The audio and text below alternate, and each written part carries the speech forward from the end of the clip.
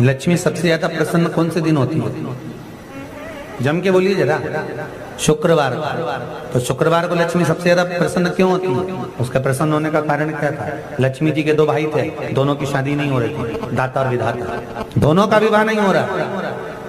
और दाता विधाता के लिए लक्ष्मी बड़ी परेशान थी, रोज नारायण से कहती थी प्रभु कुछ कृपा करिए, दाता विधाता का विवाह नहीं हो रहा, उम्र होती चली जा रही है, इनका कुछ करिए प्रभु, आप नारायण आप कुछ तो कर सकते हो। भगवान नारायण ने तब लक्ष्मी से कहा एक काम करो, बेलपत्री के पेड़ के नीचे बैठकर लक्ष्मी तुम अनुष्ठान करो तुम्हारे भाइयों के विवाह के लिए। इसलिए आज भी हमारे हिंदू धर्म की रीति है कि बेलपत्री के पेड़ के नीचे शाम के समय लक्ष्मी का वासा होता है। इसलिए लोग इस बेलपत्री के पेड़ के नीचे तुम्हारा रात्रि को शाम को 6 बजे से लेकर रात्रि को 8 बजे तक तुम्हारा निवास। जैसे पीपल के पेड़ में देवताओं का निवास, आपको आप लोगों ने यदि पद्म पुराण पढ़ी होगी या सुनी होगी तो उसमें स्पष्ट कहा है, पीपल के वृक्ष की गणना ध्यान देना, पीपल के वृक्ष में सुबह 4 बजे से लेकर 7 बजे तक ब्रह्मा जी का वासा होता है। पीपल के वृक्ष में सुबह 7 बजे तक ब्रह्मा जी का वासा, 7 बजे से लेकर 10:30 बजे तक पीपल के वृक्ष में भगवान विष्णु का वासा। कितनी बजे तक? 10:30। 10:30 से लेकर 11:30-12 बजे तक पीपल के वृक्ष में पितरों का वासा होता है। इसलिए हमारे यहाँ पितरों को श्राद्ध पक्ष में जो भोजन कराया जाता है वो 10:30 से 12 के बीच में कराया। 12 बजे के बाद पीपल के वृक्ष में दोपहर के 1:30 बजे तक आहूतों का वासा रहता है। आहूत कौन? जो गर्भ में शांत हो गए, जो कुंवारी अवस्था में शांत हो गए, जो जन्म लेने के बाद उनका विवाह नहीं हुआ और शांत हो गए, उन आहूतों का वासा उस पीपल के वृक्ष में दोपहर में 1:30 बजे तक रहता है। उसके बाद में प्रेतों का वासा चालू होता है। इसलिए दोपहर के समय पीपल के पेड़ की परिक्रमा नहीं। फिर शाम को 4 बजे से 7 बजे तक पीपल के वृक्ष में शंकर जी का वासा होता है। इसलिए शाम के समय पीपल की परिक्रमा नहीं। 7 बजे के बाद में पीपल के वृक्ष में रात्रि को 9 बजे तक कुबेर का वासा होता है। फिर 9 बजे के बाद में प्रेतवास चालू होता है। उसी तरह बेलपत्री का जो वृक्ष है, उस बेलपत्री के वृक्ष के नीचे रात्रि को 8 बजे से लेकर 12 बजे तक बेलपत्री के पेड़ के नीचे कुबेर का निवास होता है। महाराज कुबेर का निवास। प्रयास करा करो किसी बेलपत्री के पेड़ के नीचे हम दीप लगाएं, घी का दीप। यदि संपदा की कमी हो तो, अगर भगवान ने खूब संपदा दी है तो भले मत लगाओ, कोई दिक्कत।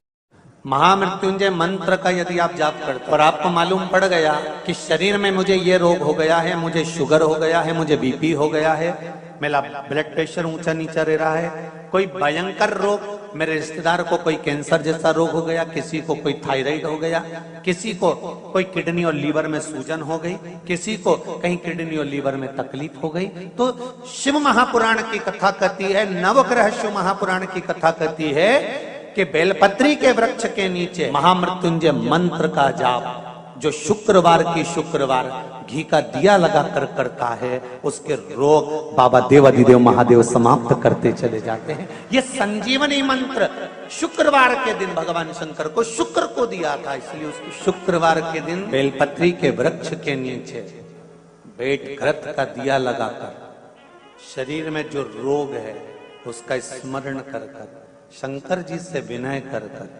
हे भोलेनाथ आपने शुक्र देवता को संजीवनी मंत्र दिया है, तो क्या आप मेरे को वो मंत्र प्रदान नहीं करोगे?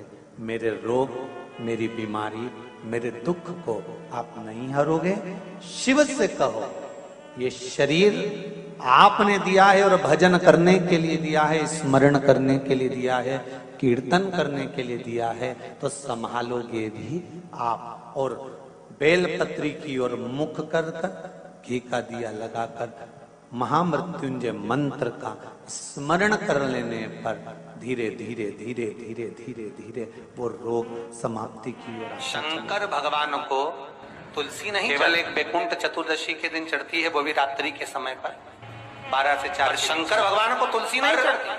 पद्म पुराण कहती है कि शंकर भगवान के मंदिर के बाहर जो तुलसी का वृंद लगाया जाता है, शिव जी के मंदिर के बाहर जो तुलसी का पौधा लगा रहता है या लगाया जाता है, उस तुलसी के पौधे में जितनी मंजरियां लगती हैं, उस मंजरियों में जितने दाने लगते हैं, उतने दाने गिन लिए जाएं और उतने समय का बैकुंठ का वास उस मनुष्य को प्राप्त हो जाता है मृत्यु के बाद। इतना विचित्र बात है, शंकर को तुलसी नहीं चढ़ती, पर शंकर के दरवाजे के बाहर शिव के द्वार पर जो तुलसी का पौधा लगा है, किसी ने लगाया है, किसी ने रोपित करा है, उस पौधे में जितनी मंजरियां लगी हैं, उस मंजरियों में जितने दाने लगे हैं, उस दाने जितने हैं उसको काउंट करा जाए, उसके बराबर उतने ही 1000 वर्षों तक उस जीवात्मा को वैकुंठ का वास मिलता है। क्यों?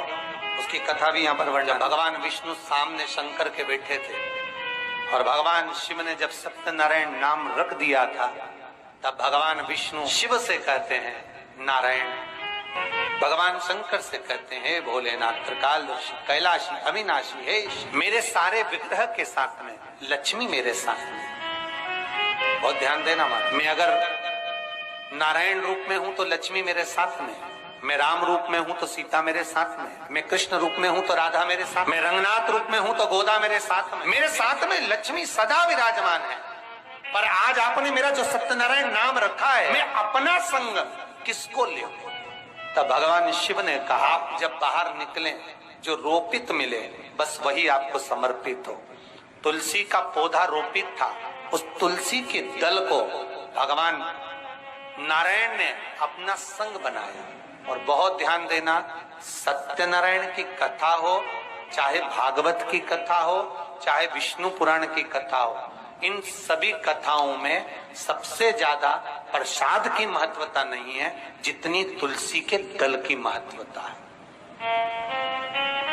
क्योंकि सत्यनारायण के साथ में हरि के साथ तुलसी का स्मरण।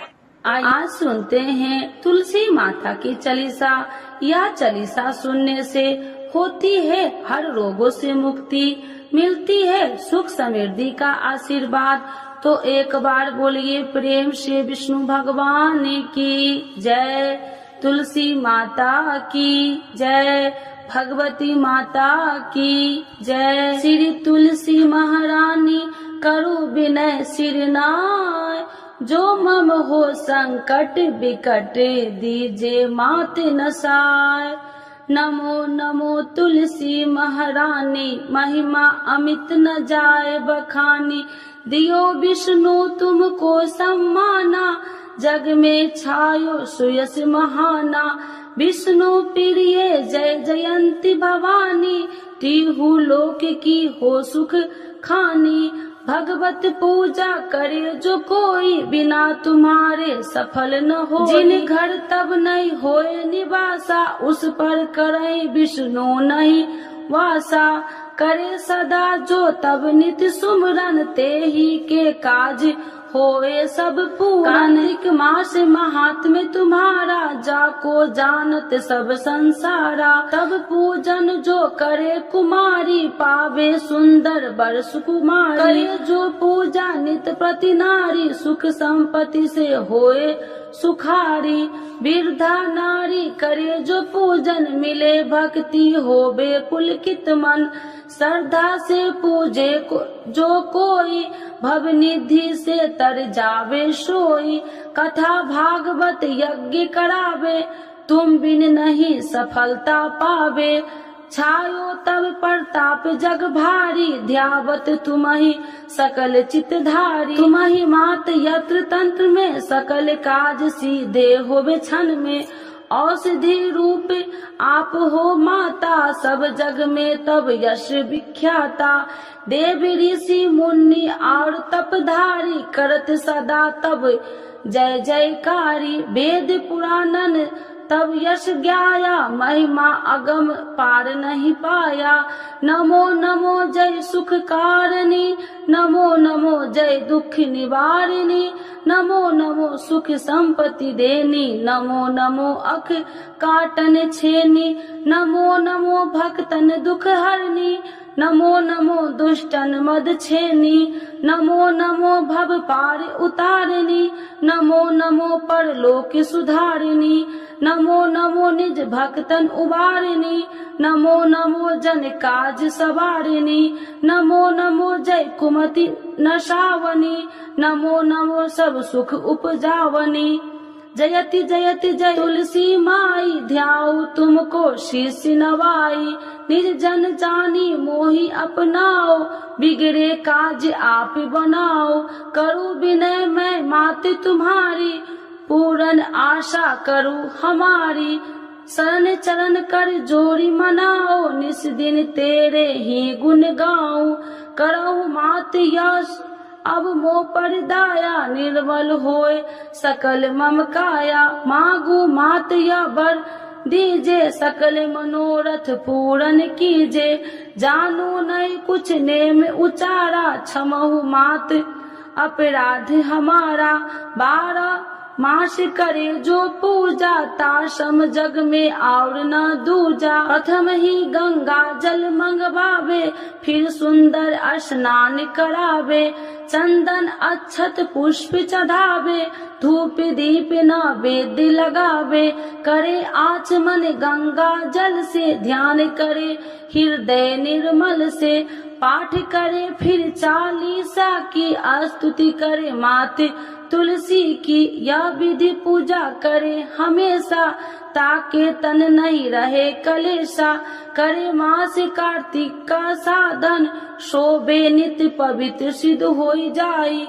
है यह कथा महा सुखदाई, पढ़े सुने सो भव तर जाई। यह श्री तुलसी चालीसा, पाठ करे जो कोई।